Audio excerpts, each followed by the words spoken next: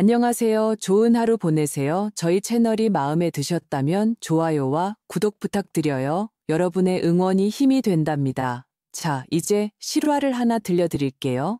저는 방금 20억 원의 유산을 상속받았다는 사실을 알게 되자마자 남편에게 이 소식을 전하러 집으로 달려가고 있었습니다. 하지만 집으로 가는 길에 큰 교통사고를 당해 병원에 입원하게 되었습니다. 충격적이게도 남편은 제 병문안을 오지 않았습니다. 제가 그에게 전화를 걸었을 때 그는 실패자에게 쓸 시간도 돈도 없다는 차가운 말을 내뱉었습니다. 그리고 며칠 후 그는 저를 비웃기 위해 새 아내와 함께 병실에 나타났습니다. 하지만 그녀는 저를 보자마자 소리쳤습니다. 세상에, 우리 엄마잖아. 이 이야기를 계속하기 전에 어느 나라에서 이 영상을 보고 계신지, 그리고 나이가 어떻게 되시는지 댓글로 남겨주세요. 편안하게 들어주시길 바랍니다. 그날 저는 제 인생이 이전과 이후로 깔끔하게 쪼개지리라고는 전혀 예상하지 못했습니다. 저는 마치 마취에서 깨어난 사람처럼 변호사 사무실을 나섰습니다. 손에는 김영수 삼촌의 서류가 담긴 폴더, 선명한 도장과 서명, 그리고 편지가 든 봉투가 들려 있었습니다. 머릿속에는 동그란 숫자 하나만 맴돌았고 기뻐해야 할 일임에도 불구하고 속이 메스꺼웠습니다. 현재 가치로 따지면 20억 원이 넘는 돈이었습니다. 영화에나 나올 법한 액수라 실감이 나지 않았지만 이 돈이면 우리의 모든 문제, 빚, 월세방, 그리고 나중에라는 말로 미뤄왔던 대화들이 끝날 수 있다는 것을 깨달았습니다. 저는 솜으로 된 양탄자를 걷는 것처럼 차로 향했습니다. 갑자기 모든 것이 달라질 수 있다는 것을 깨달았을 때 찾아오는 기묘한 평온함을 흩뜨리지 않으려고 등을 곧게 펴려고 노력했습니다. 그리고 바보같이 가는 길에 백화점 명품관에 들렀습니다. 반짝이는 것이 갖고 싶어서가 아니었습니다.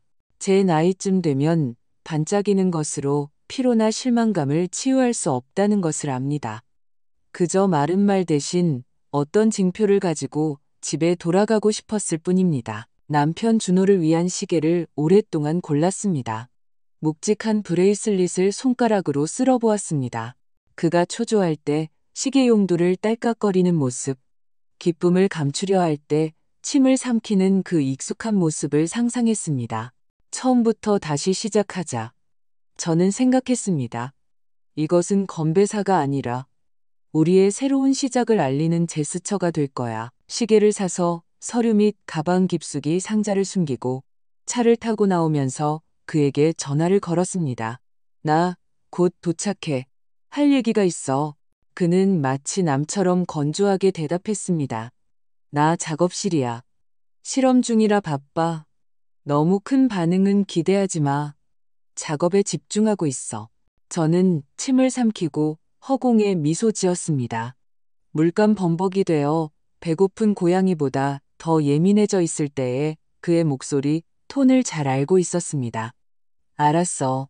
30분 뒤에 도착할게. 솔직히 서운하지 않았습니다. 집에 가서 모든 것을 제자리로 돌려놓으면 된다고 생각했습니다. 마주 앉아 그 앞에 시계 상자를 놓으면 그가 눈을 감았다 뜨고 우리는 그 순간까지 오기로 버텨왔다는 것을 깨닫게 될 것이라고 믿었습니다. 비는 갑자기 시작되었습니다. 마치 누군가 나뭇가지에서 차가운 물을 앞유리에 직접 털어내는 것처럼 작고 성가신 비였습니다. 고속도로는 회색 리본처럼 뻗어 있었고 갓길에는 드문드문 가로등이 깜박였습니다. 아스팔트는 번들거렸고 차들은 생각보다 더 빽빽하게 움직였습니다. 저는 라디오를 켰습니다.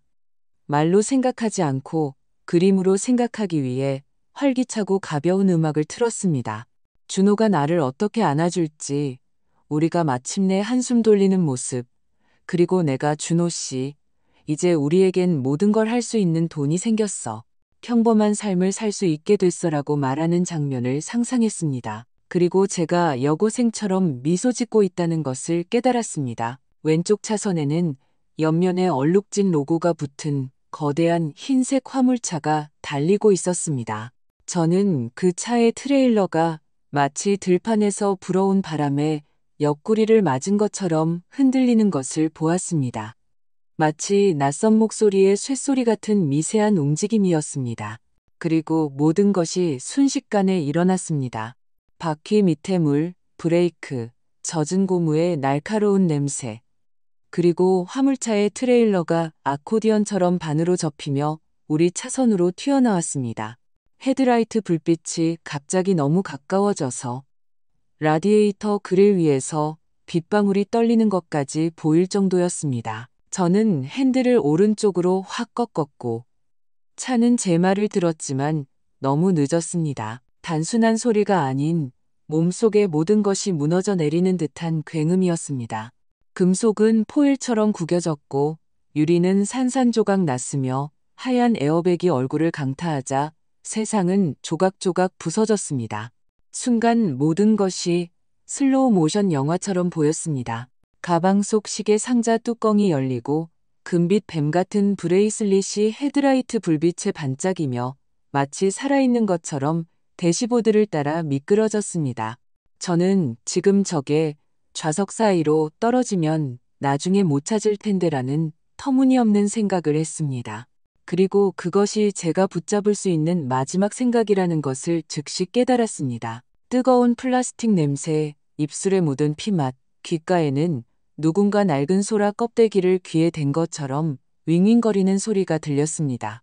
세상은 철로 위를 달리는 기차처럼 흔들렸고 저는 마치 제 생명이 거기에 달린 것처럼 서류 폴더를 팔꿈치로 꽉 잡았습니다. 어쩌면 정말 그랬을지도 모릅니다. 아주 가까운 곳에서 누군가 소리쳤지만 그 소리는 물속에서 들리는 것처럼 제게 닿지 않았습니다. 비는 지붕을 두드렸고 심장은 박자가 맞지 않게 뛰었으며 부드러운 숄 같은 어둠이 저를 완전히 뒤덮었습니다. 그리고 그 이후는 아무것도 없었습니다. 시간도 나도 존재하지 않는 멈춤.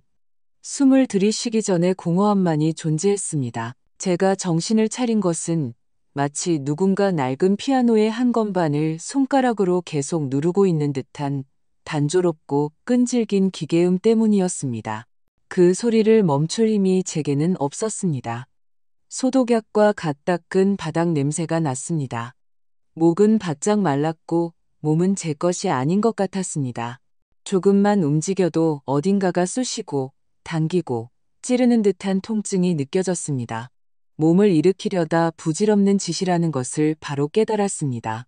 갈비뼈에서 마치 숟가락을 쑤셔 넣은 듯한 통증이 느껴졌습니다. 조용히 계세요.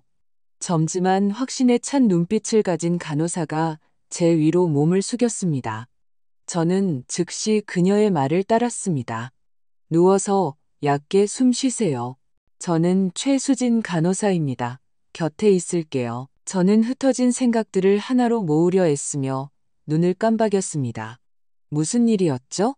그녀는 링거를 확인하며 차분하게 말했습니다. 경부고속도로 폭우였어요. 큰 화물차가 접히면서 부딪혔어요. 거의 이틀 동안 의식이 없으셨어요. 살아계신 게 가장 중요해요.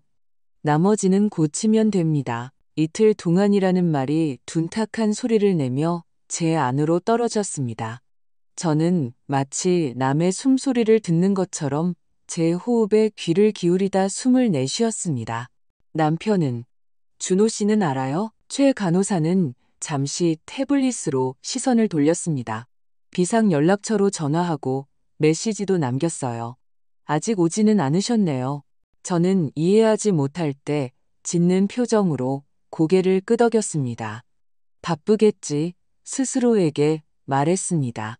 작업실, 물감, 주문, 찾아서 올 거야. 이 생각은 마치 손난로 같았습니다. 따뜻하지는 않지만 떨지 않기 위해 붙들고 있는 그런 것이었습니다. 그 후 의사가 왔습니다. 자신을 정형외과 강민혁이라고 소개한 그는 해변의 돌처럼 차분한 사람이었습니다. 운 좋게 두 번째 인생을 얻으셨네요. 그는 서두르지 않고 옆에 앉았습니다. 갈비뼈, 세개 골절, 심한 뇌진탕, 그리고 정강이 개방골절입니다. 금속 고정 장치를 삽입했어요. 수술은 잘 됐습니다. 멍이랑 찰과상은 당연한 거고요. 아플 겁니다. 괜찮아요. 이겨낼 수 있어요. 일주일 정도 입원하고 그 후엔 재활입니다. 며칠이 아니라 몇 달 단위로 봐야 해요. 사실 겁니다. 그는 믿고 싶게 만드는 방식으로 말했습니다. 저는 고개를 끄덕이면서 다른 생각을 했습니다. 준호 씨에게 어떻게 전화하지? 나 여기 있다고 어떻게 말하지? 수화기 너머로 그의 목소리를 어떻게 들을 수 있을까? 익숙하고 집처럼 편안하고 말끝에 살짝 섞이는 그 잠긴 목소리를 전화기를 건네받았을 때 손이 떨렸습니다. 번호를 누르고 신호음이 갔습니다. 그러다 짧고 무정한 자동 응답기 목소리가 들렸습니다. 고객님께서 전화를 받을 수 없습니다. 저는 문자를 보냈습니다. 나 병원이야. 사고 났어. 전화 줘. 그리고 기다리다가 꿈도 없는 깊은 잠에 빠져들었습니다. 마치 구덩이에 빠진 것처럼 하루는 물속에서처럼 지나갔습니다. 최 간호사는 정해진 시간보다 더 자주 들여다보며 마실 것을 가져다 주고 이불을 고쳐주고 숨 쉬어요. 서연 씨. 얕게 조금씩이라고 속삭였습니다. 저는 그녀의 시선을 붙잡고 버텼습니다. 저녁에 그녀가 다시 왔습니다. 어때요? 조용해요. 제가 말했고 그 말이 얼마나 공허하게 들리는지 스스로 놀랐습니다. 전화기도 내 마음도 모든 것이 다 조용했습니다. 이튿날 저는 마침내 그와 통화할 수 있었습니다. 배경에서는 음악 소리와 웅성거리는 소리가 들렸습니다. 마치 그가 길거리가 아니라 누군가의 파티에 있는 것 같았습니다. 준호 씨. 저는 숨을 내쉬었습니다. 나야, 나 살아있어. 병원이야. 순간적이었지만 얼음장 같은 침묵이 흘렀습니다. 나 작업 중이야. 서연아. 그는 낯선 목소리로 말했습니다. 실험 중이라고. 방해하면 안 돼. 나 여기 있다고. 저는 그가 귀가 먹은 사람인 것처럼 반복했습니다. 사고 나서 실려왔어. 갈비뼈, 다리, 강민혁 의사 선생님이 살 거래. 와줘. 봐서? 그는 말을 끊었습니다. 지금은 전혀 그럴 때가 아니야. 연결은 실처럼 끊어졌습니다. 저는 검은 화면을 보며 우리가 언제 이렇게 대화했었는지 떠올리려 애썼습니다. 어때? 힘내 같은 말도 없이 짧게. 기억나지 않았습니다. 밤에는 아프고 무서웠습니다. 최 간호사가 등에 찜질팩을 가져다 주며 속삭였습니다. 제 손바닥에 숨을 내쉬어 보세요. 저는 아이처럼 숨을 내쉬었고 조금이나마 긴장이 풀릴 때까지 계속했습니다. 아침에 강민혁 의사는 경과가 좋다고 말하며 머리를 몇 센티미터 들어 올리는 법, 갈비뼈 사이로 숨쉬는 법을 알려주었습니다. 저는 듣고 고개를 끄덕이며 할 수 있는 척했습니다. 사흘째 되는 날, 저는 더 이상 전화하지 않고 문자를 보냈습니다. 당신이 필요해. 30분만이라도 와줘. 마침표를 찍었다가 지우고 더 부드럽게 고쳐서 보냈습니다. 답장은 없었습니다. 최 간호사는 지나갈 때마다 소식 있어요? 라고 묻기 시작했습니다. 저는 고개를 저었고 마치 아무도 오지 않는 것이 제 잘못인 것처럼 부끄러웠습니다. 그럴 수 있어요. 그녀가 조용히 말했습니다. 사람들은 병원을 무서워하거든요. 하지만 결국엔 와요. 무서워하라고 해. 저는 완고하게 생각했습니다. 와서 떨면서 내 옆에 앉아 있으라고. 나도 모든 게 무섭지만 괜찮잖아. 그리고 다시 그의 번호를 눌렀습니다. 통화 중입니다. 전화를 받을 수 없습니다. 나중에 나흘째 되던 날 전화기가 울렸습니다. 버스 기사처럼 건조하고 사무적인 문자였습니다. 사고 소식 들었어. 프로젝트에 큰 진전이 있어서 모든 게 정리되면 들를게. 어때? 어디야? 도움은 필요 없어? 같은 말은 없었습니다. 저는 문자를 다시 읽고 제 눈을 믿을 수 없었습니다. 그러다 저 자신에게 그에게, 통증에게, 그리고 모든 것을 듣고 박자에 맞춰 울리는 이 바보 같은 모니터 소리에 화가 났습니다. 최 간호사가 죽을 가져와 협탁에 놓더니 제 휴대폰 화면을 보고는 엄마처럼 한숨을 쉬었습니다. 이렇게 해요. 그녀가 차분하게 말했습니다. 지금 이걸 먹고 그 다음에 잠깐 일어설 거예요. 머리만 살짝 들게 제가 도와줄게요. 그리고 다시 숨 쉬고 그 다음은 시간에 맞춰서 나머지는 기다리게 둬요. 저는 고개를 끄덕이고 그녀의 말을 따라 한 숟갈, 두 숟갈 먹었습니다. 속이 좀 따뜻해지는 것 같았지만 저녁이 되자 낮보다 더 아파왔고 저는 열에 들뜬 사람처럼 다시 화면을 눌렀습니다. 올 거야? 꾸밈없이 썼습니다. 답장은 즉시 왔습니다.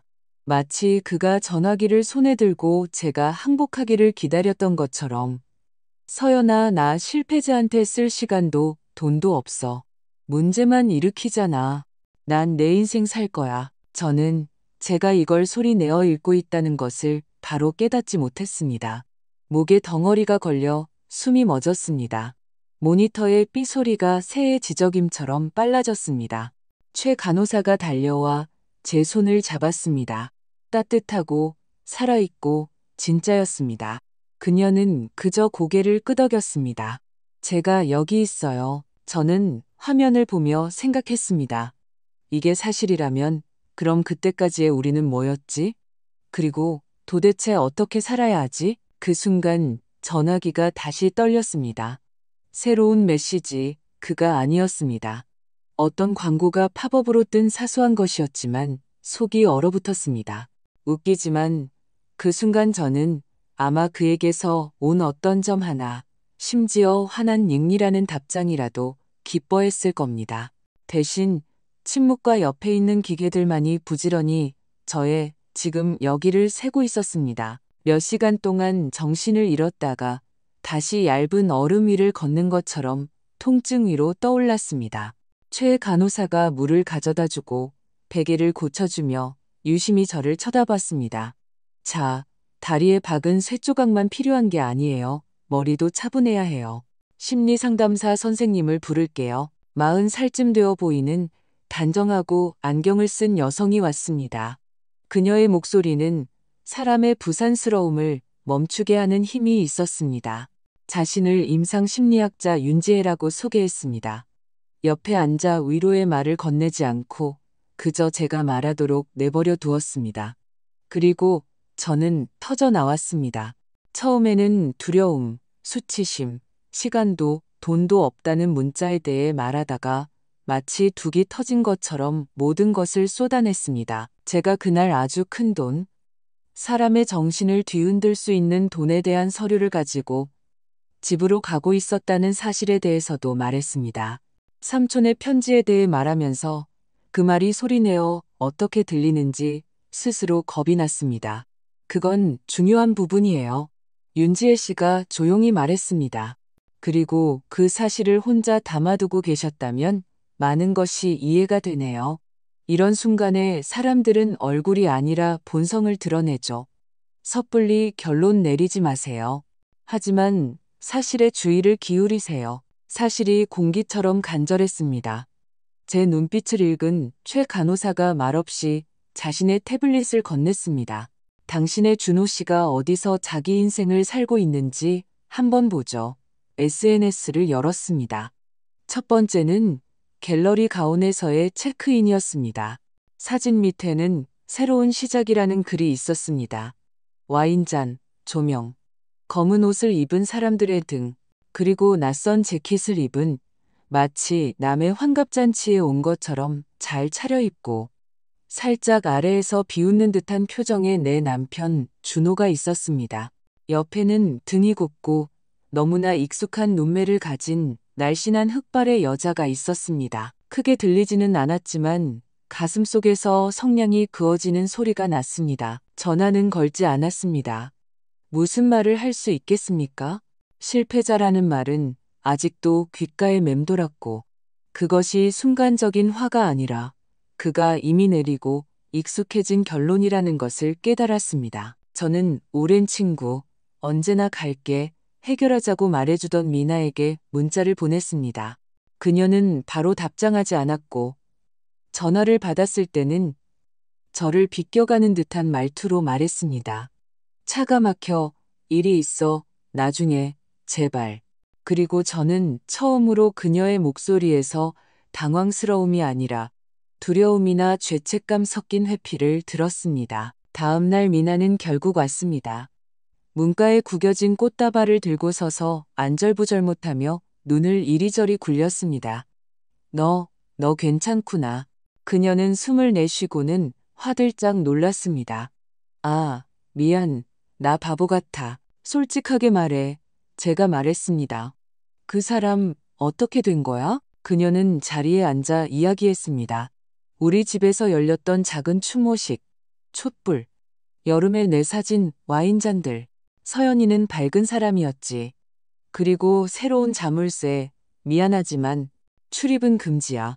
그가 어떻게 모든 사람에게 의사들이 할 수 있는 모든 것을 다 했다고 말했는지에 대해 저는 그녀의 말을 들으며 모니터의 삐소리, 하얀 시트, 그리고 제가 지금 숨쉬고 말하고 눈을 깜박이고 있다는 사실을 합치려고 애썼지만 도저히 합쳐지지 않았습니다. 그리고 미나가 한숨을 쉬며 휴대폰을 꺼냈습니다. 이것 봐. 화면에는 역시 갤러리가 온 같은 조명이 있었습니다.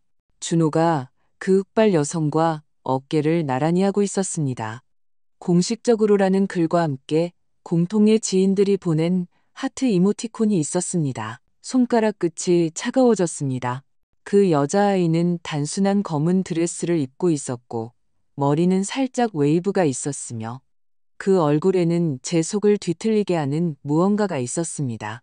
닮은 것은 아니었지만 마치 기억이 꿈틀거리며 내가 너를 어딘가에 담아뒀었어라고 말하는 듯한 알아봄이었습니다. 이름이 뭐야? 혀가 겨우 돌아갔습니다. 김문아. 미나가 대답했습니다. 그와 함께한 지 3개월 정도 됐다고들 해. 그리고 그녀는 침을 삼켰습니다.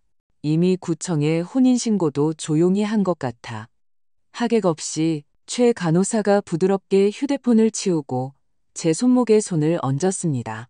마치 찻잔을 받침 위에 놓아 쏟아지지 않게 하려는 것처럼 천천히 숨 쉬어요. 저는 숨을 쉬었습니다.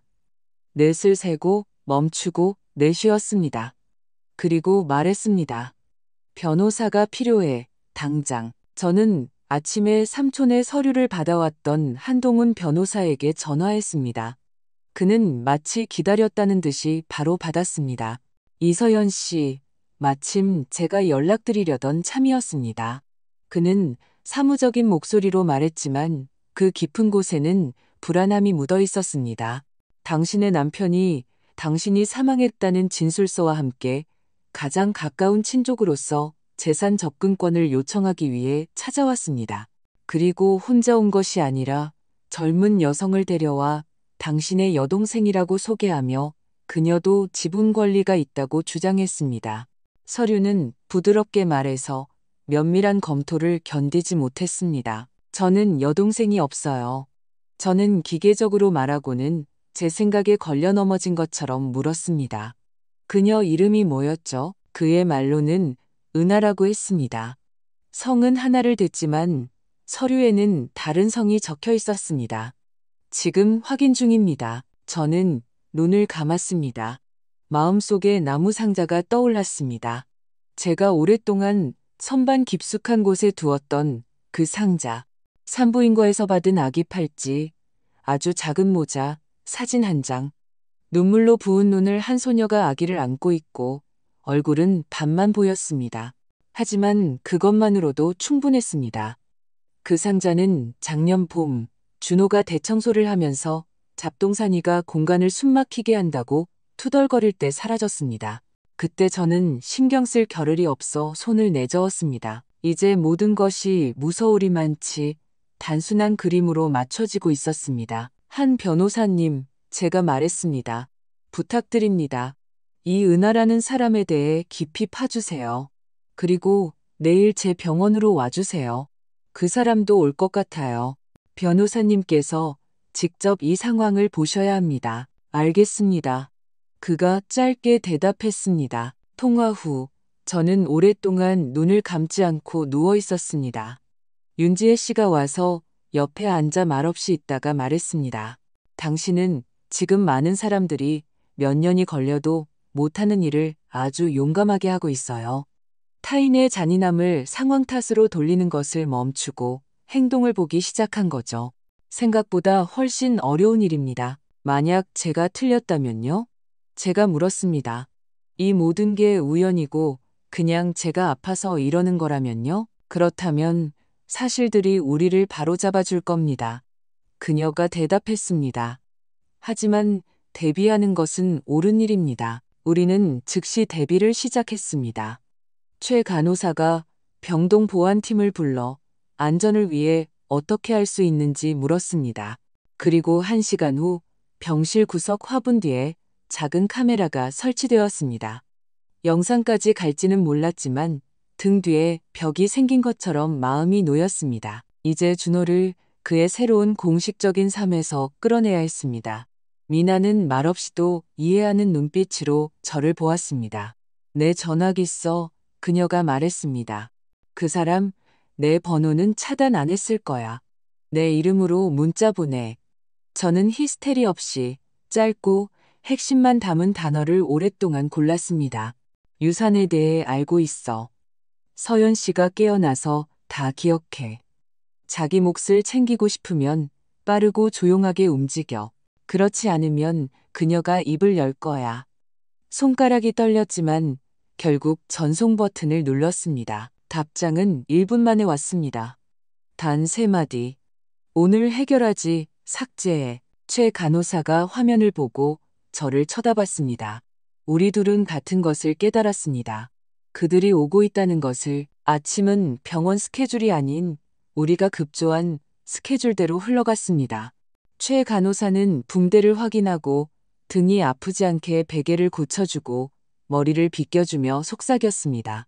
볼터치 살짝만 하고 그만해요. 우리 연극하는 거 아니잖아요. 그러면서도 얼굴이 시트처럼 하얗게 보이지 않게 브러쉬를 살짝 스치고 지나갔습니다. 윤지혜 씨는 회진 전에 들러 의자 끝에 앉아 링거보다 더 힘이 되는 간단한 것들을 상기시켜 주었습니다. 천천히 말하고 변명하지 말고 잠시 멈추고 숨 쉬세요. 당신은 피해자가 아니라 나쁜 일을 당한 사람이에요. 저는 고개를 끄덕이며 스스로에게 놀랐습니다. 마음속은 마치 누가 무음 버튼을 누른 것처럼 조용했습니다. 점심때쯤 한동훈 변호사가 도착했습니다. 엄격하고 마른 체형에 깔끔한 서류 가방을 들고 있었습니다. 하지만 그의 눈은 복잡한 것을 간단한 말로 설명하는데 익숙한 의사처럼 부드럽고 지혜로웠습니다. 그는 제 옆이 아니라 눈에 띄지 않게 창가에 앉았습니다. 무릎 위에 태블릿을 놓고 짧게 말했습니다. 그가 압박하기 시작하면 제가 개입하겠습니다. 그리고 최 간호사에게 보안에 대해 물었습니다. 최 간호사는 고개를 끄덕였습니다. 문 앞에 대기 중이고 병실은 감시하에 있습니다. 모든 게 평온해요. 그리고 구석에 있는 우리의 작은 카메라가 숨겨진 화분을 의미심장하게 쳐다봤습니다. 시간은 고무줄처럼 늘어졌습니다. 저는 복도가 살아 움직이는 소리를 들었습니다. 이동 침대가 지나가고 간호사실에서 주전자 끓는 소리가 나고 누군가 초조하게 가족에게 전화하는 소리. 그리고 저는 이 시가 되기까지 초를 세고 있는 제 자신을 발견했습니다. 정확히 오후 2시에 문을 두드리는 소리가 났을 때 심장이 목구멍까지 차올랐지만 저는 윤지혜 씨가 가르쳐준 대로 넷을 세며 길게 숨을 들이마시는데 성공했습니다. 준호가 먼저 들어왔습니다. 자신감 있는 걸음걸이, 새로운 재킷, 정돈된 머리, 손목에는 동네 상점에서는 볼 수 없는 묵직한 물건이 반짝였습니다. 그리고 얼굴에는 기쁨도 안도도 아닌 제가 수년간 입꼬리가 당겨지는 정도로 구분할 수 있게 된 연기된 걱정이 서려 있었습니다. 그는 침대 옆에 쇼핑백을 놓고 마치 제 이마에 키스하려는 듯 몸을 숙였다가 마음을 바꾸고는 온도 없는 목소리로 말했습니다. 서연아, 깨어났구나. 우리 정말 걱정했어. 우리라니, 누구? 저는 목소리를 높이지 않고 물었습니다. 그는 복도에서 누군가를 손짓으로 불렀습니다. 문턱에 그녀가 나타났습니다. 마른 체형에 어두운 머리는 묶여있고 단순한 드레스, 경계하는 눈빛이었지만 등은 꼿꼿했습니다. 그리고 그녀의 모든 것이 낯익었지만 어디서 본 것인지는 알 수 없었습니다. 그녀는 마치 그림자처럼 그의 어깨 뒤에 서서 다가오지 않았습니다. 은하 기억나? 준호가 지나치게 활기차게 말했습니다. 내 사촌 동생 딸이야. 엄청 걱정했어. 저는 아무 대답도 하지 않고 그저 최 간호사를 쳐다봤습니다. 그녀는 협탁 옆에 서서 마치 우연인 것처럼 휴대폰을 화면이 아래로 향하게 들고 있었습니다. 그 사이 준호는 이미 안주머니에서 얇은 폴더를 꺼내 제 물컵과 체온계가 놓인 테이블 위에 서류를 펼쳐놓고 판매원이 어려울 것 없다고 설명하는 듯한 말투로 시작했습니다. 의사 선생님들이 그는 복도 쪽으로 고개를 까딱였습니다. 네가 신경 쓰거나 서류 작업을 하면 안 된다고 했어. 부서, 계좌, 재산. 이 돈 때문에 내게 얼마나 큰 책임이 따르는지 알잖아. 그래서 우리가 간단한 위임장을 준비했어. 네가 회복하는 동안 내가 잠시 도와줄 수 있도록. 몇 주 정도면 돼. 그 이상은 아니고. 서명만 하면 넌 편안하게 치료받을 수 있어. 그가 말하는 동안 저는 그의 손을 보았습니다. 손톱 밑에 물감도 없고 익숙한 상처도 없는 깨끗하고 잘 관리된 손. 그리고 저는 이것이 돕는 것이 아니라 눈 하나 깜짝하지 않고 빼앗는 것이라는 것을 깨달았습니다. 흥미롭네. 저도 똑같이 평온하게 말했습니다. 우리 집 자물쇠도 잠시 바꾼 거야? 그리고 그 조용한 추모식도 내 평온한 회복을 위해서였고 그는 리듬을 잃은 사람처럼 순간적으로 움찔했지만 즉시 자기 역할로 돌아왔습니다. 잘못된 정보야. 사람들이 모든 걸 왜곡하잖아. 그건 친구들 모임이었어. 우린 널 추억했지. 넌 생사를 오가고 있었으니까. 준호 씨. 제가 말을 끊었습니다. 그만하자. 질문은 하나야. 왜 모든 사람에게 내가 죽었다고 말했어? 그가 입을 열었지만 그 순간 한 변호사가 창가에서 일어나 제 컵 옆 테이블 위에 태블릿을 아주 조용히 놓았습니다. 화면이 준호 쪽을 향하도록 사실부터 시작할까요? 그가 정중하게 말했습니다. 이건 제 사무실 카메라 녹화 영상입니다. 여기 당신 박준호 씨와 이 아가씨가 있군요. 당신은 이서연 씨의 사망진단서를 가져와 그녀의 재산 관리권을 주장합니다. 서류는 위조되었습니다. 저는 경찰을 불렀고 조서도 작성되었습니다. 준호가 갑자기 태블릿을 향해 손을 뻗었지만 최 간호사가 예상치 못하게 빠른 걸음으로 앞으로 나섰고 문에서는 즉시 보안 요원 2명이 나타났습니다. 정중했지만 옷장처럼 덩치가 컸습니다. 장비에 손대지 마세요. 그녀가 차분하게 말했습니다. 여기는 병원입니다. 그는 손을 거두고 숨을 들이마시고 미소를 지으려 했지만 미소는 지어지지 않았습니다. 그의 등 뒤에 있던 여자가 제가 그녀의 얼굴을 완전히 볼 수 있도록 옆으로 작은 걸음을 옮겼습니다. 그리고 그 순간 마치 누군가 안에서 가슴을 친 것 같았습니다.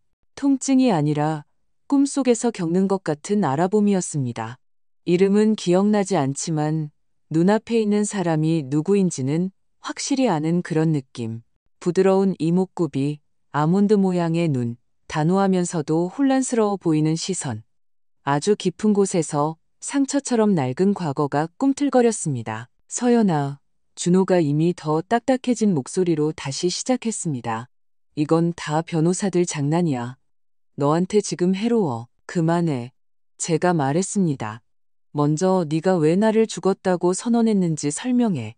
그 다음엔 이 사촌이 누군지, 그리고 그 다음엔 왜 내 돈에 대한 위임장을 요구하는지. 그는 잠수하기 전처럼 숨을 들이마시고 손마디가 하얘지도록 폴더를 꽉 쥐었습니다. 은하는 눈을 떼지 않고 갑자기 침대 쪽으로 한 걸음 더 다가왔습니다.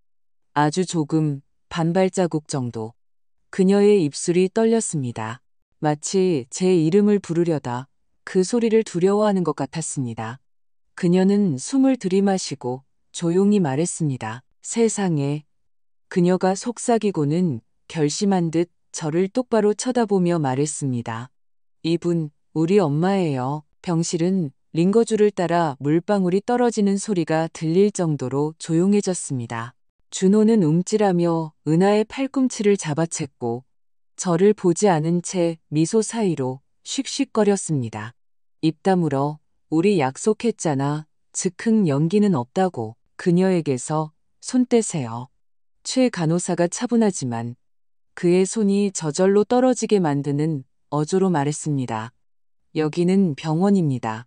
은하는 준호에게서 한 걸음 물러나 제 쪽으로 한 걸음 다가왔습니다.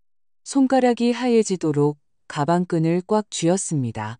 그리고 이미 더 크고 또렷한 목소리로 말했습니다. 저는 평생 당신을 찾았어요. 제 안에서 낡은 벽의 벽돌처럼 무언가가 움직였습니다. 저는 갑자기 지금의 그녀 얼굴이 아니라 그 유일한 사진 속의 오래전 얼굴을 아주 선명하게 보았습니다.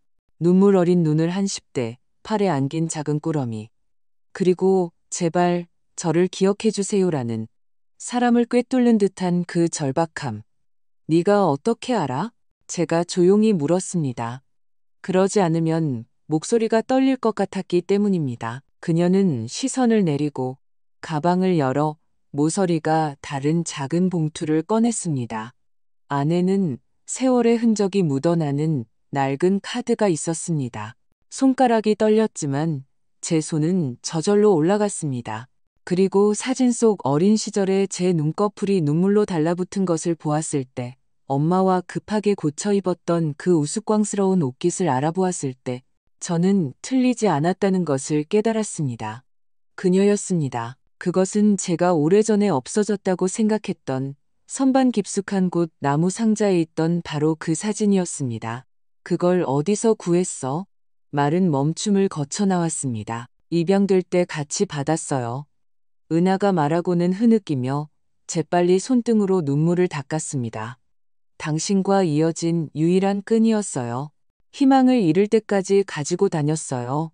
그러다 그녀는 준호를 힐끗 쳐다봤습니다. 그가 직접 저를 찾아왔어요. 당신이 누군지 안다고 우리가 만나는 걸 도와주겠다고 했어요. 웃기는 일입니다.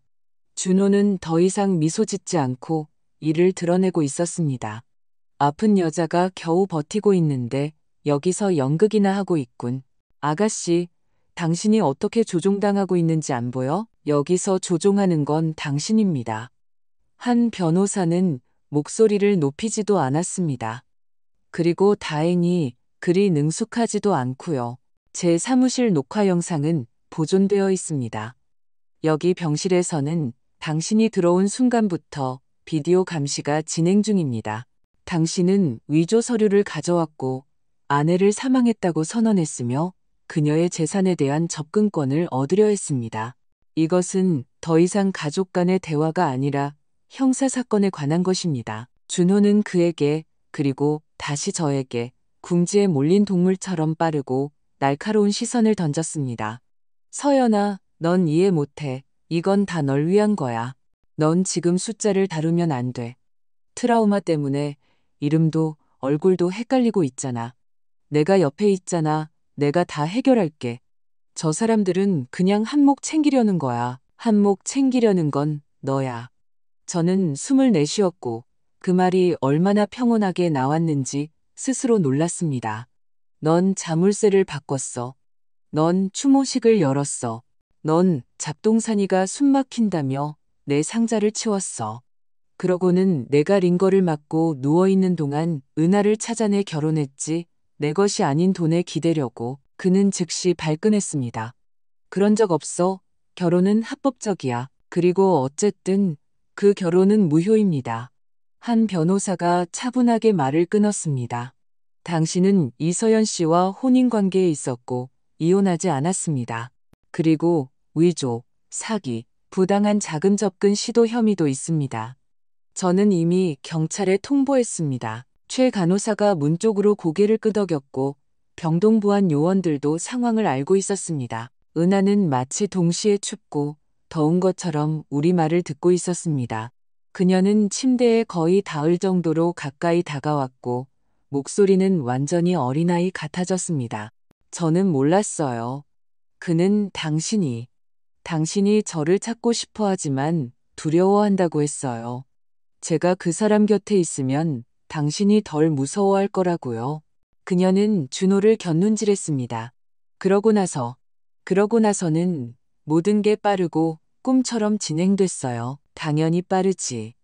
준호는 그녀를 향해 너무 갑작스럽게 돌아서서 그녀가 움찔했습니다. 나 없으면 넌 뭔데? 내 엄마가 어딨는지 아무도 몰랐어. 내가 너를 그녀에게 데려온 거야.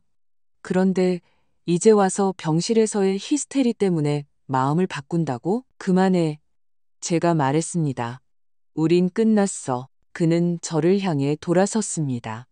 우린 아무것도 안 끝났어. 몇 주간의 위임장, 그게 합리적이야. 그렇지 않으면 넌 은행, 세무서, 변호사들에게 시달릴 거야. 이건 책임이야, 서연아. 넌 항상 숫자를 두려워했잖아. 난 더 이상 두려워하지 않아. 제가 대답하고 한 변호사를 쳐다봤습니다. 그들이 오는데 얼마나 걸리죠? 이미 와 있습니다. 그는 마치 손수레를 끄는 위생병에 대해 말하는 것처럼 아무렇지 않게 말했습니다. 하지만 그들이 들어오기 전에 한 가지 사실을 더 기록하고 싶습니다. 그는 은하를 향해 돌아섰습니다. 박준호 씨와 어떻게, 어디서, 언제 만났는지 말씀해 주시겠어요? 은하는 입술을 깨물었지만 고개를 끄덕였습니다. 갤러리 가온에서요. 3개월 전이었어요. 전시회 개막식 후에 다가와서 당신 가족과 친구였다고 오래된 서류 상자를 찾았다고 했어요. 거기에는 아기 팔찌, 모자, 편지, 그리고 이 사진이 있었어요. 저는 덥지만 등골이 오싹해지는 것을 느꼈습니다. 상자. 모든 게 맞았습니다. 봄에 그는 상자들을 발코니로 내놓으며 투덜거렸습니다. 언제까지 이 쓰레기를 보관할 거야? 그때 저는 손을 내저었습니다. 필요 없다고 생각하는 건 버려. 내 서류만 건드리지 마. 그 후는 공백이었습니다. 그 사이 누군가 남의 인생을 엽서처럼 읽고 그 방향을 결정해버린 것이었습니다. 녹화되고 있나요? 최 간호사가 화분을 가리키며 조용히 말했습니다. 다 들려요. 준호는 그 고갯짓을 보고 마치 살아있는 증인을 본 것처럼 화분을 돌아봤습니다. 그리고 그 안에서 무언가 부서졌습니다. 재판 놀이하는 거야? 좋아, 해보자고. 그가 이를 갈며 말했습니다. 하지만 명심해. 돈은 친척 상봉 같은 동화가 아니야. 수학이지. 난 어떻게든 그 돈을 받을 거야. 내 도움을 받든 안 받든 못 받아. 제가 말했습니다. 절대 못 받아. 은하는 눈을 내리고 옆으로 한 걸음 물러나 그와 떨어져 섰습니다. 그리고 그 떨어져 섰다는 행동은 어떤 말보다도 더 크게 울렸습니다. 저는 당신과 함께하지 않겠어요. 그녀는 고개를 들지 않고 말했습니다. 돈 때문에도 그 어떤 것 때문에도요. 넌 후회하게 될 거야. 그는 그녀를 쳐다보지도 않았습니다. 내 후원시설에서 기어나와서는 모두가 너한테 빚진 줄 알지. 그만하세요. 최 간호사가 수업 시간처럼 손을 들었습니다. 환자에게 해롭습니다. 나가시거나 아니면 제가 보안요원과 의사를 부르겠습니다. 부르세요. 한 변호사가 말했습니다. 그리고 잠시만요. 그는 다시 제게 태블릿을 돌렸습니다. 화면에는 그의 사무실 영상이 있었습니다. 자신감 넘치고 등이 꼿꼿한 준호. 옆에는 혼란스러워하는 은하, 테이블, 폴더, 조잡한 도장이 찍힌 증명서. 영상 속 준호의 목소리는 지금과 거의 같았습니다. 가장 가까운 친족. 임시조치. 서명하면 모든 게 간단해집니다. 그리고 바로 그 영상 속 한 변호사의 목소리가 들렸습니다. 이 서류가 위조된 것이라는 걸 알고 계십니까? 화면이 바뀌고 저는 화면 불빛을 보며 마침내 진실이 빈틈없이 맞춰졌을 때 찾아오는 기묘한 평온함을 느꼈습니다. 기쁘지는 않았지만 담담했습니다. 준호 씨, 제가 말했습니다. 당신은 여전히 쉬운 돈을 탐내는구나. 단지 이번에는 쉽지 않을 거야. 그는 비웃으며 다시 태블릿을 잡으려는 듯 테이블 쪽으로 반걸음 다가갔지만 문에서 이미 짧고 사무적인 소리가 났습니다. 복도에서 특징적인 무전기 소리가 들리고 누군가의 평온한 남성 목소리가 말했습니다. 박준호 씨, 같이 가주시죠. 그는 마치 유리에 부딪힌 것처럼 그 자리에 얼어붙었습니다. 최 간호사는 본능적으로 제게 더 가까이 다가왔습니다. 은하는 준호에게서 등을 돌렸고 저는 며칠 만에 처음으로 편안하게 숨을 들이마셨습니다. 그리고 문손잡이가 돌아가는 소리를 들었습니다. 문이 열리고 제복을 입은 두 사람이 들어왔습니다. 거친 움직임 없이 그러나 공기를 즉시 무겁게 만드는 방식으로 한 명이 성을 또렷하게 불렀습니다. 박준호 씨, 같이 가주시죠. 아래에서 기다리고 있습니다. 준호는 마치 자기를 부르는 게 아니라는 듯 그대로 서 있었습니다. 그러다 천천히 고개를 저에게 돌려 언제나 통했던 예전의 미소를 지어보려 했지만 그것은 더 이상 붙지 않았습니다. 서연아, 쇼는 그만하자. 우리 어른답게 다 얘기하자. 경찰관 아저씨들, 제가 스스로에게 놀라며 차분하게 말했습니다. 이 사람이에요. 최 간호사는 소리 없이 침대 쪽으로 더 가까이 움직였습니다. 한 변호사는 창가에서 일어나 짧게 고개를 끄덕였습니다. 은하는 준호에게서 물러나 홀로 섰습니다. 과시적이지 않고 그저 자기 방식대로. 하지만 저는 그 홀로를 어떤 말보다도 강하게 느꼈습니다. 제복을 입은 남자들은 정중하게 압박 없이 신분증을 요구했고 준호는 갑자기 작고 혼란스러워 보였습니다. 마치 약속한 장소가 아닌 곳에서 들킨 10대처럼. 문턱에서 그는 한 번 더 돌아봤습니다. 넌 후회하게 될 거야. 그 돈 가지고 혼자서는 감당 못해. 제 대답은 마치 오랫동안 입안에 담아두었던 것처럼 준비되어 있었습니다. 이제는 감당할 수 있어. 문이 닫히고 텅 빈 교회처럼 조용해졌습니다. 링거에서 물방울 떨어지는 소리, 복도 어딘가에서 숟가락이 접시에 부딪히는 소리가 들렸습니다. 저는 숨을 내쉬었고 그제야 제가 그동안 자신을 흩뜨리지 않으려고 숨을 참고 있었다는 것을 깨달았습니다. 최 간호사가 제 어깨에 따뜻하고 믿음직한 손을 얹었습니다. 한 변호사는 다시 창가에 앉아 이미 다른 사무적인 목소리로 시작했습니다. 제가 고소장을 제출했습니다. 문서 위조, 사기, 부당한 접근 시도, 중혼, 모든 것이 처리되었습니다. 당신의 계좌는 지금 보호 조치에 들어갑니다. 은행에 통보하고 제3자에 의한 거래를 임시 제한할 겁니다. 법무사 협회에도 알릴 거고요. 아파트와 자물쇠 문제는 별도로 처리하겠습니다. 저는 고개를 끄덕였습니다. 말들은 벽돌처럼 차곡차곡 쌓였습니다. 윤지혜 씨가 잠시 들러 제가 숨쉬는 것을 보고 최 간호사에게 고개를 끄덕였습니다. 좋아요. 잘 버티고 있어요. 그리고 말을 많이 하지 않기 위해 떠났습니다. 그 사이 은하는 의자에 주저앉아 마치 교장 선생님 앞에 선 여학생처럼 주먹으로 가방끈을 꽉 쥐고 있었습니다. 저는 그녀를 보고 오랫동안 목에 걸려있던 말을 했습니다. 미안해. 이것 때문이 아니야. 이건 그 사람 잘못이야. 널 찾지 않은 것 때문에. 그녀는 너무 빨리 고개를 저었습니다. 화나지 않아요. 정말이에요. 좋은 분들이 저를 키워주셨어요. 저는 그냥 제 눈이 누굴 닮았는지 너무 알고 싶었어요. 제 눈이 누굴 닮았는지라는 말이 심장을 찔렀습니다. 우리는 둘 다 침묵했고 그 침묵 속에는 긴 고백보다 더 많은 것이 담겨 있었습니다. 한 변호사가 헛기침을 하며 우리를 현실적인 문제로 되돌렸습니다.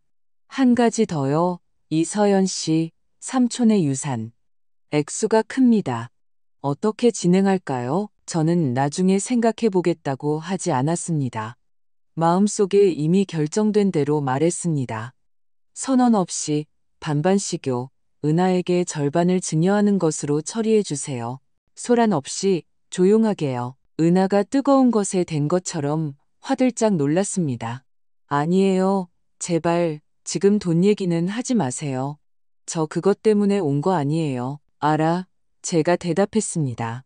그래서 지금 하는 거야. 누구도 유혹에 빠지거나 딴소리하지 않도록.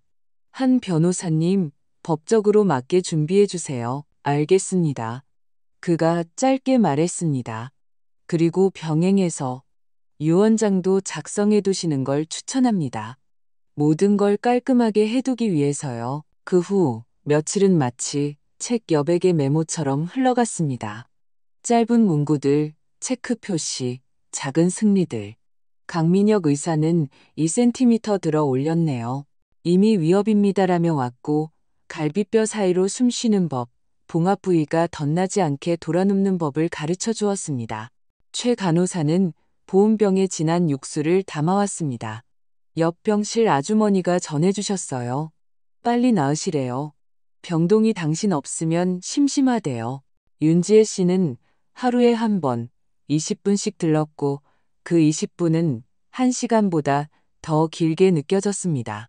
그녀와는 부끄러움 없이 이야기할 수 있었기 때문입니다. 은하는 매일 오기 시작했습니다. 처음에는 어색하게 의자 끝에 앉아 있다가 나중에는 환기를 위해 창문을 열고 창가의 꽃을 바로잡아주고 동네 빵집에서 사온 우스꽝스러운 모양의 컵케이크를 가져왔습니다. 거기 제빵사 아저씨는 모든 사람을 이름으로 불러줘요. 그래서 마음이 편해요. 그녀는 짧은 묘사로 이야기했습니다. 어릴 때 천둥을 무서워해서 옷장에 숨었던 이야기, 연필로 그림 그리는 법을 배운 이야기, 양부모님 댁 시골집에서 젖은 풀 냄새를 좋아한다는 이야기. 저는 사건이 아니라 억양을 통해 그녀를 알아갔습니다. 가끔 그녀의 옆모습을 볼 때면 너무나 큰 애정과 죄책감이 동시에 밀려와 창밖으로 고개를 돌려 구름을 보는 척해야 했습니다. 한 변호사는 메트로놈처럼 왔습니다. 뉴스, 건조하게, 항목별로. 당신 계좌에 대한 접근 시도가 확인되었습니다. 그가 지적했습니다. 은행의 서명은 비슷했지만 대조 결과 위조로 판명되었습니다. 사망신고서는 그들에게도 의심을 샀습니다. 그냥 넘기지 않은 게 다행입니다. 은하 씨의 결혼 문제는 해결되었습니다. 당신의 유효한 혼인관계 때문에 무효입니다.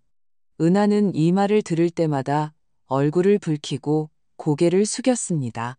이 모든 건 끝날 겁니다. 한 변호사가 더 부드럽게 말했습니다. 중요한 건 당신이 제때 모든 걸 막았다는 겁니다. 그 같이 가주시죠. 사건 후 6일째 되던 날, 사복 차림의 여성이 병실에 들어왔습니다.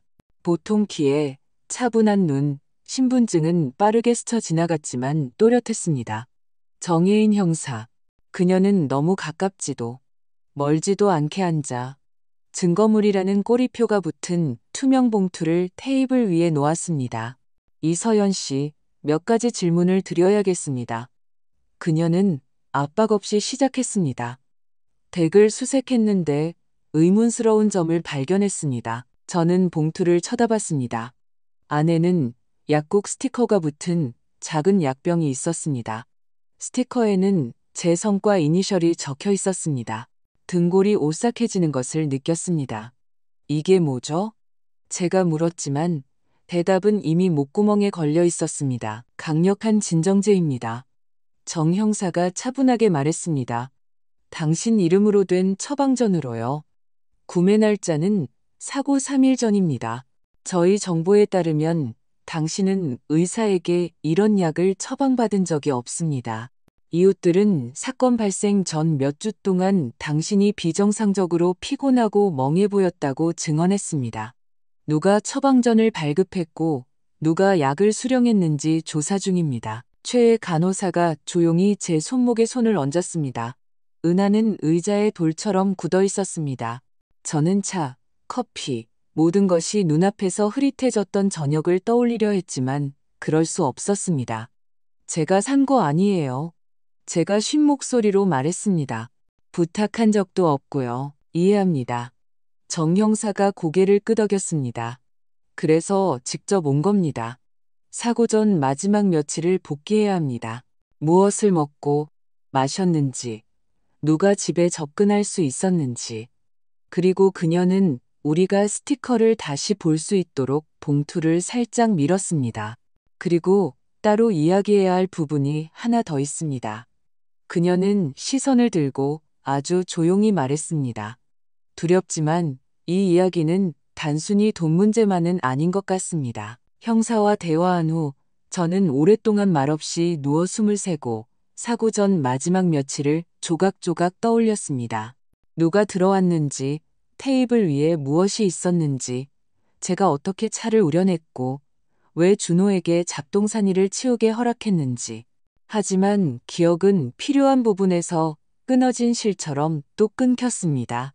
정혜인 형사는 단도직입적으로 말했습니다. 패닉에 빠지지 말고 일상을 복귀하고 기억나는 모든 것을 기록하고 의심스러워 보이는 것을 두려워하지 마세요. 의심스러운 것은 숨기는 사람입니다. 저는 있는 그대로를 보여주는 것이고요. 그 후의 날들은 빠르지는 않았지만 방향성을 가지고 흘러갔습니다.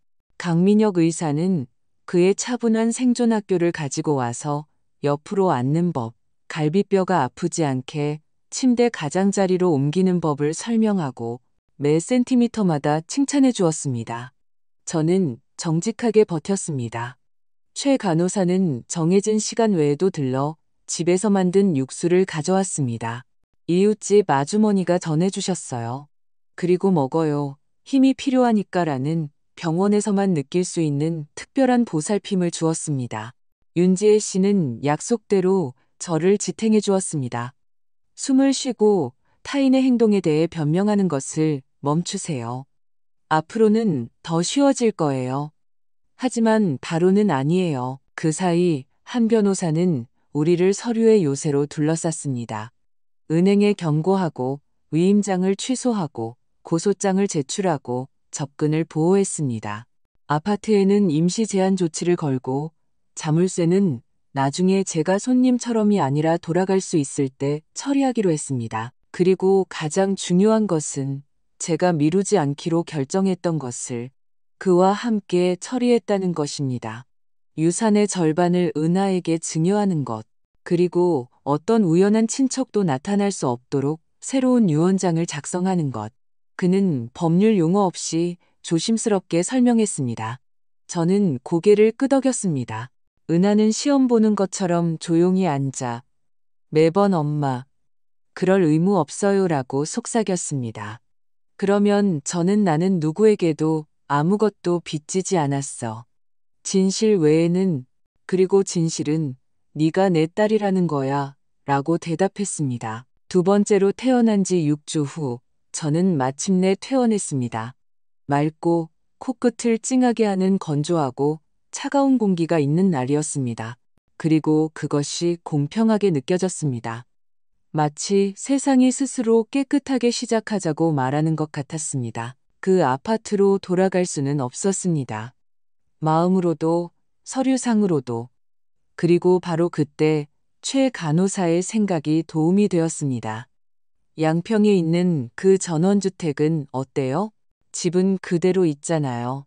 한 변호사가 미리 경사로, 손잡이, 1층 침실을 준비해 두었고 저와 은하가 조심스럽게 현관 계단을 올랐을 때 저는 마음속이 조용해지는 것을 느꼈습니다. 집은 건조한 온기, 낡은 나무, 넓은 창문, 그리고 자신의 생각을 들을 수 있는 그런 고요함으로 우리를 맞이했습니다. 그리고 그것은 더 이상 무섭지 않았습니다. 처음 몇 주는 작은 의식들로 살았습니다. 아침에 은하는 지난 차를 우려내고 5분간 창문을 열어 차가운 공기를 들여보냈습니다.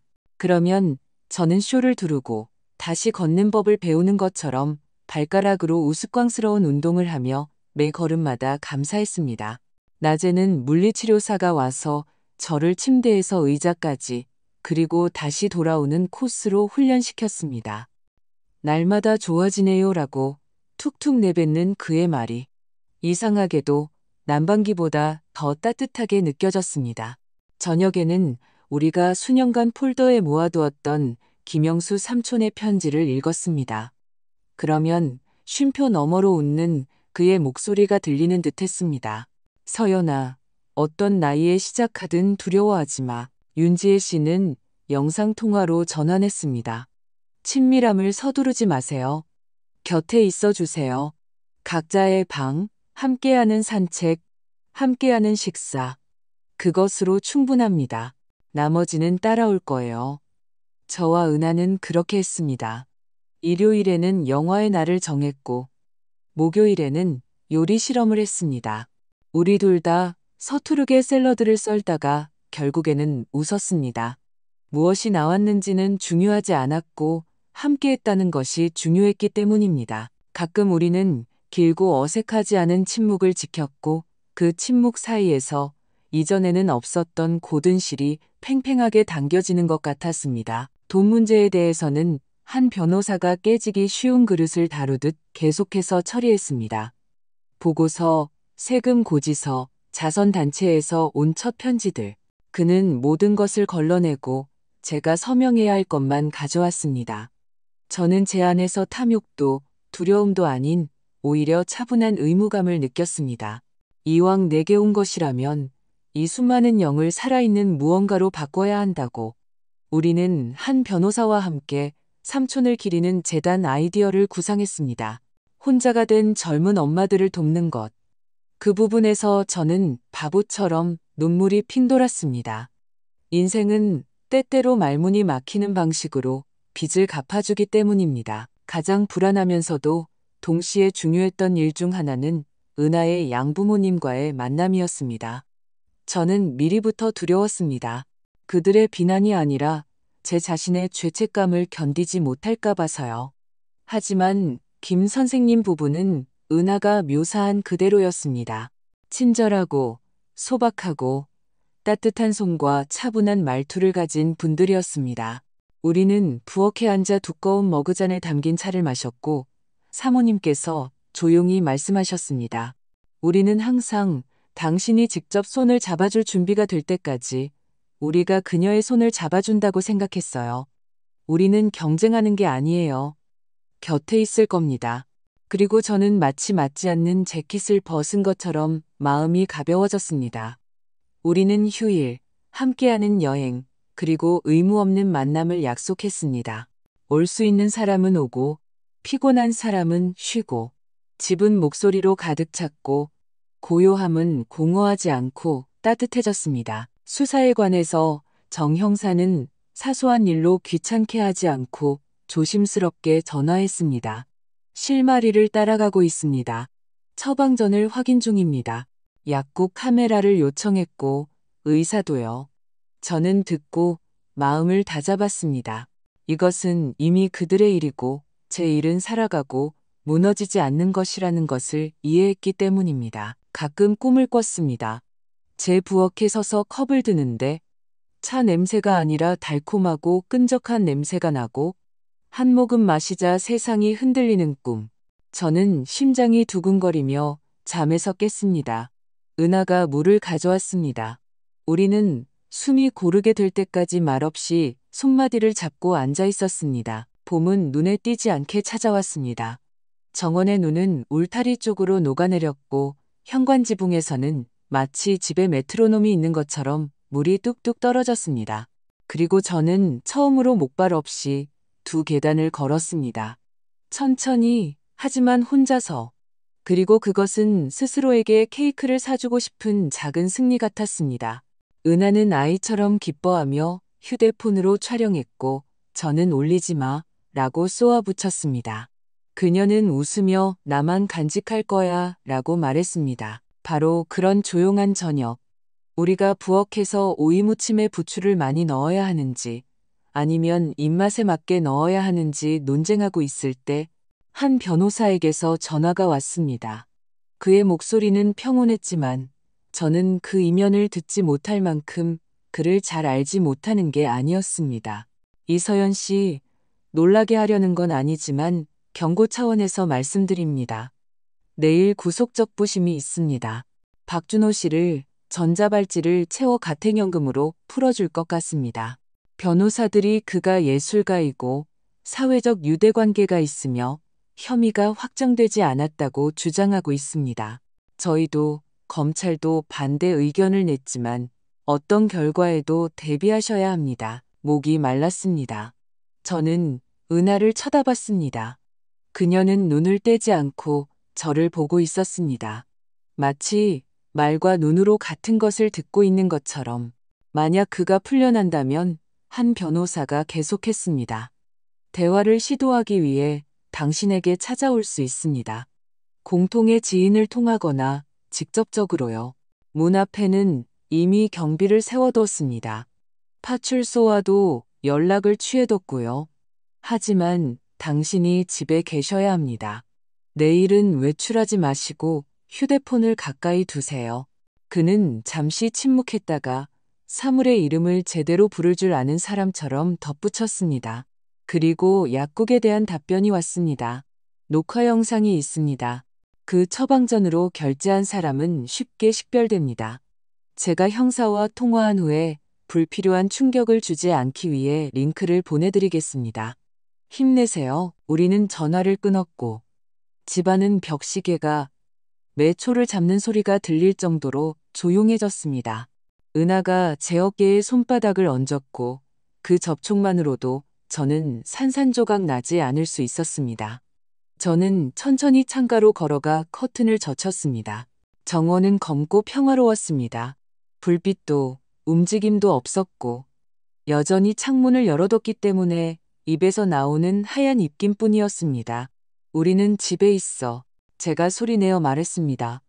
그녀에게 하는 말인지 나 자신에게 하는 말인지 그리고 내일도 집에 있을 거야. 그리고 바로 그 순간 휴대폰이 다시 빛났습니다. 짧은 진동, 모르는 번호, 신의 전화. 저는 수신을 눌렀고 차분하고 지친 정혜인 형사의 목소리가 서두 없이 말했습니다. 이서연 씨, 늦은 시간에 죄송합니다. 영상을 확인했습니다. 당신 처방전으로 약을 수령한 사람은 박준호 씨입니다. 정 형사가 목소리를 높이지 않고 말했습니다. 약국 영상에서 그가 직접 당신 이름으로 된 처방전을 결제하고 마스크를 턱으로 내립니다. 계산원이 그를 확실하게 알아봤습니다. 게다가 결제는 그의 카드로 이루어졌습니다.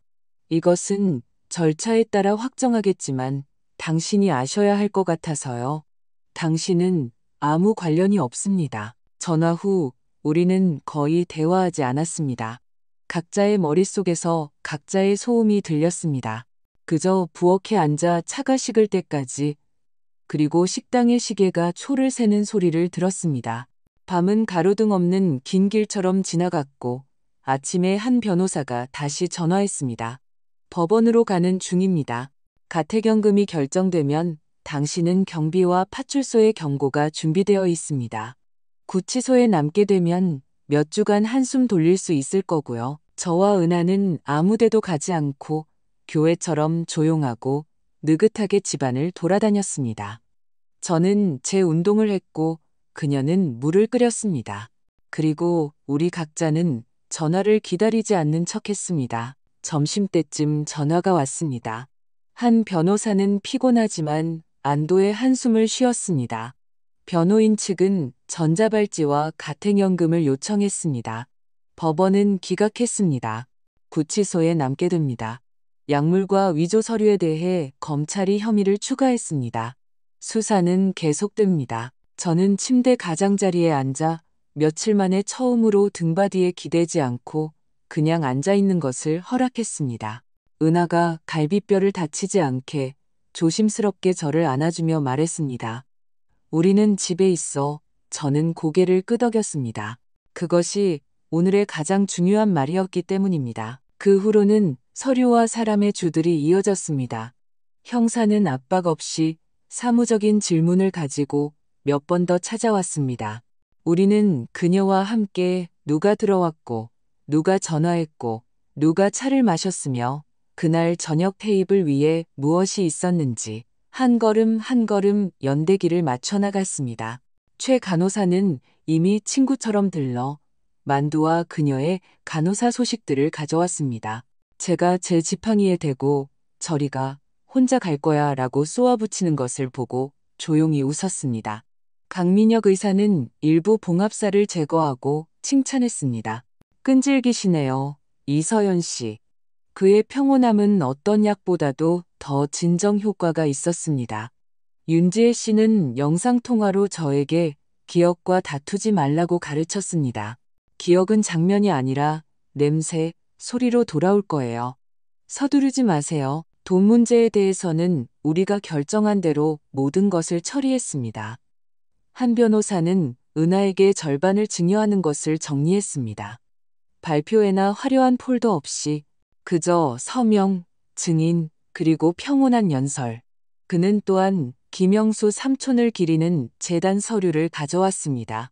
아이와 함께 혼자 남겨진 여성들과 입양 과정을 겪는 사람들을 돕기 위해서 그것이 정직하고 굴욕적이지 않도록 제가 서명을 할 때 손이 떨린 것은 의심 때문이 아니라 원이 닫히고 제가 마침내 오래전 제 자신에게 했어야 할 일을 하고 있다는 사실 때문이었습니다. 준호에 대한 재판은 여름이 가까워질 무렵 시작되었습니다. 작은 법정, 과장 없는 검사, 당연히 완고한 변호사, 종이 한 장 한 장, 카메라, 명세서, 법무사 사무실, 녹화 영상, 계산원의 증언, 그가 재발급하려 했던 제 여권, 그리고 신발 속 돌멩이처럼 이미 똑바로 걷고 있을 때 조차 걸려 넘어지게 하는 제 성이 적힌 약국 약병. 저는 매 재판에 출석하지는 않았습니다. 저 없이는 안 되는 재판에만 갔습니다. 그는 통로 건너편에 앉아 있었습니다. 마르고 화가 나 있었고 계속해서 그 낡은 미소를 얼굴에 띠려고 했지만 그것은 더 이상 제대로 붙지 않은 헝겊 조각처럼 버티지 못했습니다. 형량이 선고되었을 때 총 8년. 법정에는 박수도 한숨도 없었습니다. 그저 누군가 폴더를 닫고 누군가 일어서고 누군가 알겠습니다. 라고 말했습니다. 그리고 저는 이것이 가장 정직한 것이라고 생각했습니다. 어떤 환희도 없이 그저 긴 문장의 끝에 찍힌 조용한 마침표. 저는 기쁘지 않았습니다. 그저 초인종 소리를 기다리는 것을 멈췄을 뿐입니다. 전원주택에서의 생활은 점차 집을 이루는 사소한 것들로 채워졌습니다. 저와 은하는 앞마당에 해바라기와 까치밥나무 몇 그루를 심었습니다. 그녀는 제가 항상 벽돌처럼 만들던 파이를 굽는 법을 배웠고 티는 내지 않았지만 그것을 조금 자랑스러워했습니다. 김 선생님 부부는 주말에 와서 잼을 가져오고 이웃 이야기를 하고 저녁에 어떤 영화를 볼지 논쟁하고 단 한 번도 제 양심에 상처를 주지 않았습니다. 오히려 아프지 않게 등 뒤에 쿠션을 받쳐주는 것 같았습니다. 목요일에는 짧은 손님 방문이 고정되었습니다. 서류 뭉치를 든 한 변호사가 30분, 손에 꾸러미를 든 최 간호사가 지나가는 길에 그리고 일주일치의 힘이 되는 몇 마디 말을 남기고 가는 윤지혜 씨. 은하는 늦어름에 서류를 제출하고 일과 병행하기 위해 심리학과 야간 과정에 입학했습니다. 공부를 마치면 우리 같은 사람들을 돕고 싶다고 말했습니다. 저는 말리지 않고 그저 물었습니다. 정말 너를 위한 거니? 저를 위해서요. 그녀가 고개를 끄덕였고 그 말은 목소리에서도 들렸습니다. 가끔 우리 집에는 서운함이 아닌 피로에서 오는 침묵이 흘렀습니다. 우리는 그저 각자 다른 방의 소파에 누웠고 그 각자 안에도 우리가 있었습니다. 가끔 물론 덮쳐올 때가 있었습니다. 밤에 그 달콤한 차 냄새, 내 집이 아닌 곳의 냄새에 잠에서 깼습니다. 맨발로 부엌에 가서 물을 따르고 어둠 속에 앉아 있었습니다. 그런 밤이면 저는 듣기 위해 소리 내어 되뇌었습니다. 나는 타인의 비열함을 정신적 위기나 힘든 어린 시절로 설명할 의무가 없어. 그냥 비열함이라고 부르고 앞으로 나아갈 수 있어 도움이 되었습니다. 바로는 아니었지만 도움이 되었습니다. 돈에 대해서 솔직히 말하자면 그것이 우리를 행복하게 만들지는 않았습니다. 그건 광고를 위한 동화입니다. 그것은 첫날까지 어떻게 버티지라는 패닉을 없애주었고 책임을 더해주었습니다. 돈은 항상 성공의 경우에만 친구라고 생각했던 사람들과 말없이 병실에 죽을 가져다 준 사람들을 밖으로 끌어냈습니다. 그리고 이 두 세계 사이에는 줄어들지 않는 거리가 있었습니다. 과장 없이 돈은 도구입니다. 더러운 쇠지렛 대일 수도 평범한 망치일 수도 있습니다. 그것은 누구의 손에 들려있느냐에 따라 판단됩니다. 1년 후 우리는 작은 모임을 열었습니다. 축하 파티는 아니었습니다. 그저 어두웠을 때 곁에 있어준 사람들을 초대했습니다. 최 간호사는 그녀의 특제 과일 음료를 가져왔습니다. 한 변호사는 그가 구울 줄 안다는 칠면조를 가져왔습니다. 정 형사는 잠시 들러 사건은 어디 안 간다며 마침내 가슴을 펴고 숨쉬기를 바란다고 말했습니다. 윤지혜 씨는 우스꽝스러운 종이 등불을 가져와 테라스에 걸었습니다. 우리는 오랫동안 앉아 조용히 대화했습니다. 아무도 누구를 동정하거나 불필요한 질문을 하지 않았고 그것이 어떤 건배사보다도 더 좋았습니다. 끝으로 저는 두 가지를 말했습니다. 짧게, 길게 말하면 이미 불필요했을 테니까요. 시선을 피하지 않아주셔서 감사합니다. 그리고 모든 것은 더 좋은 일을 위한 것다. 이라고 말하지 않아주셔서 감사합니다. 모든 것이 그렇지는 않았지만 많은 것을 우리가 스스로 더 좋게 만들었습니다. 그리고 손님들은 돌아갔습니다. 우리는 둘이 남았고 저는 현관에 앉아 텃밭에서 늦은 오이가 희미하게 빛나는 것을 창문에 부엌에 노란 사각형이 비치는 것을 보며 생각했습니다. 모든 사람은 스스로 도달해야 하는 지점이 있어야 한다고. 누군가 구해주었기 때문이 아니라 스스로 버텼기 때문에 저의 지점은 간단한 결정이었습니다. 더 이상 타인의 잔인함을 설명하지 않고 나중에를 위해 살지 않는 것. 은하의 지점은 그녀 자신의 조용한 저는 그와 함께하지 않겠어요라는 병실에서 했던 말이었습니다.